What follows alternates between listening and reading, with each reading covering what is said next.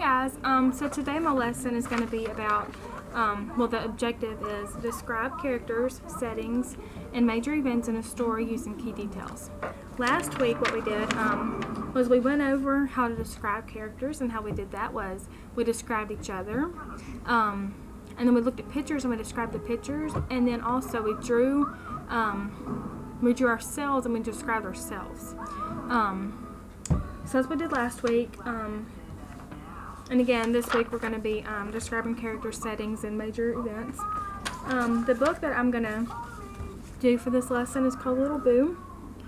And I picked this book because it's now October, and this book, it's about pumpkins and the pumpkin seed and stuff, and so I thought it'd be good for this time of the year. And also, this book would be good for like a science lesson because it goes through the seeds, like cycle of life or whatever, like how it grows. But anyway, so that's why I picked it. And I think if I were teaching this lesson, like if I were an actual teacher right now, like today teaching this, I think that'd be a good book, because it kind of go with the time of the year.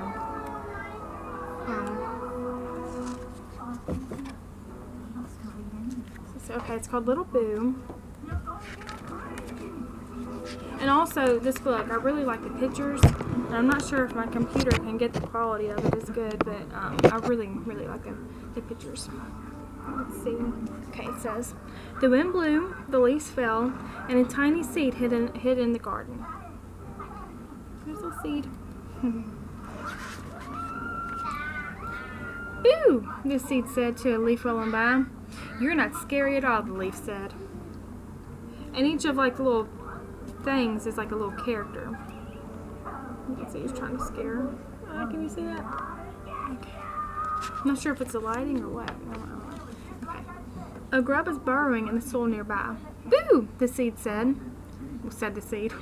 I'm busy, said the grub.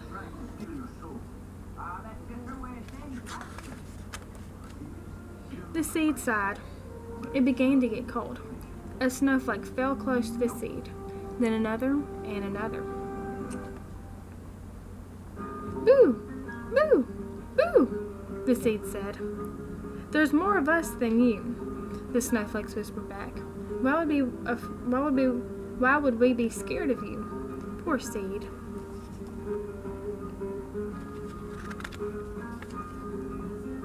It's not time for scaring, the wind said. Not yet.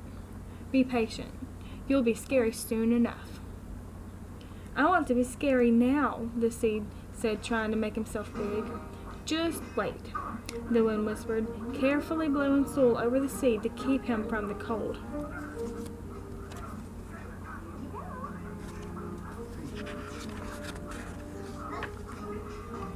The seed sighed one last time and finally fell asleep. Boo, he said in his dream. And I'm doing the boo like that, kind of like in a low voice because he's small. So I thought, it was a very long sleep, and when the seed awoke, the air was warm above him. He reached for it and reached and reached until he could feel it. Ah, the seed said, time to get back to scaring.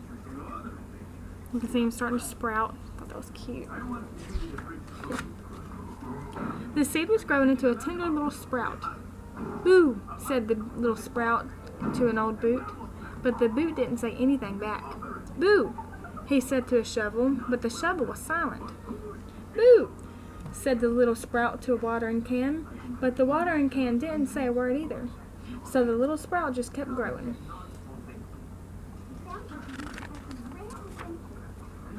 The wind came by for a visit. Boo, said the sprout, who was now a little plant. He was a proud oh my gosh, sorry. He was proud of how big he had gotten. Not today, said the wind, but soon, soon. The little plant kept growing and sometimes tried to scare the bucket and the bees and the grasshopper. Boo, boo, boo, he said, but none of them were even the least bit afraid.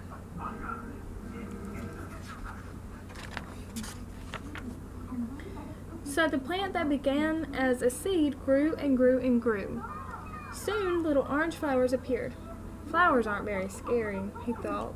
But then the flowers fell away and a little green fruit began to grow. They grew fast. Can I boo now? The plant asked the wind. Not quite yet, the wind said.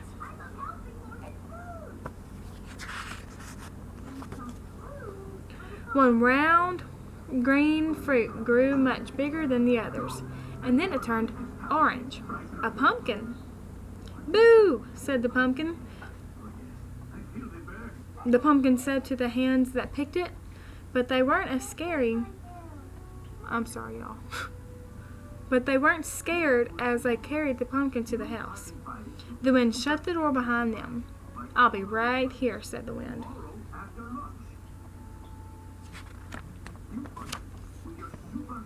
Darkness crept in above the trees. There was no moon. A single candlelight appeared in the night. Let's see.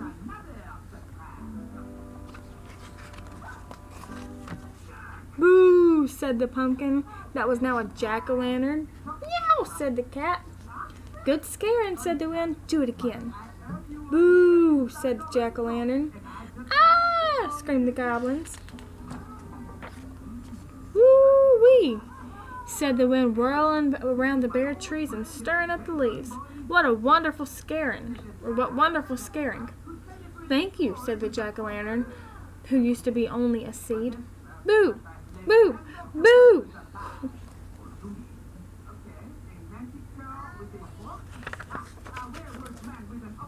And the light from the jack-o'-lantern's grin flew over the trees and spread across the night.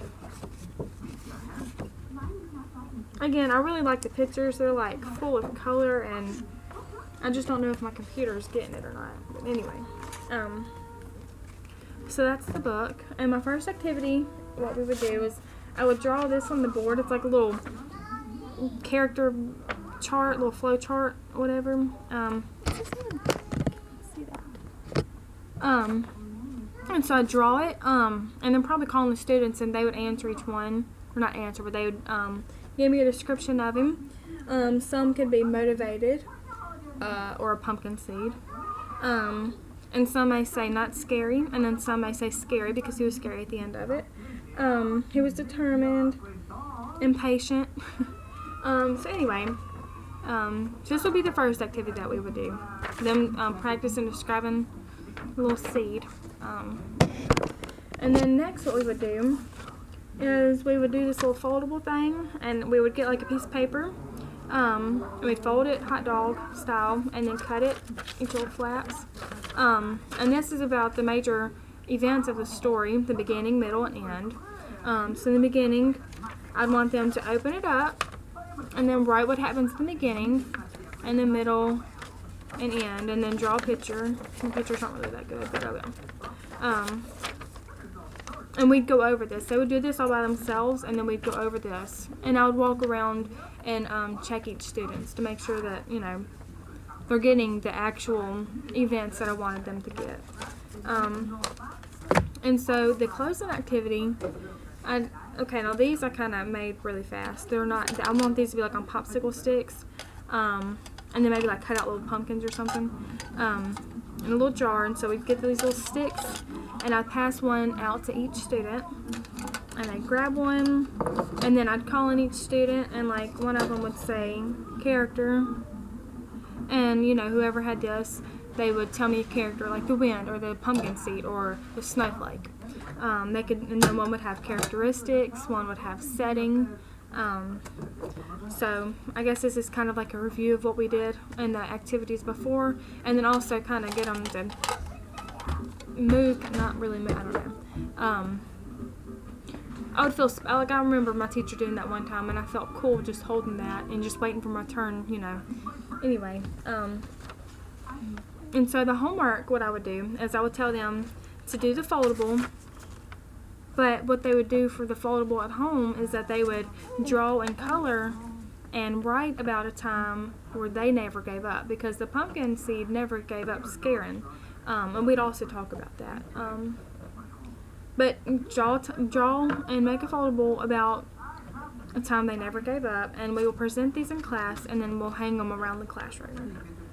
My early finishers, On the back of the foldable, I want them to write the settings, like if they can think of any settings, because we didn't go over that in class except for in the little review game thing that we did. But write the settings on there, and then think of more words to describe the little seed. And then if they didn't color their pictures, they can color them. Like the pictures that they drew, they can color them. My special needs, I or a paraprofessional would read the book with them and go do the activities, do one and this and this with them as we read the book, like page by page. We would discuss, oh, okay, what is his characteristics in this page?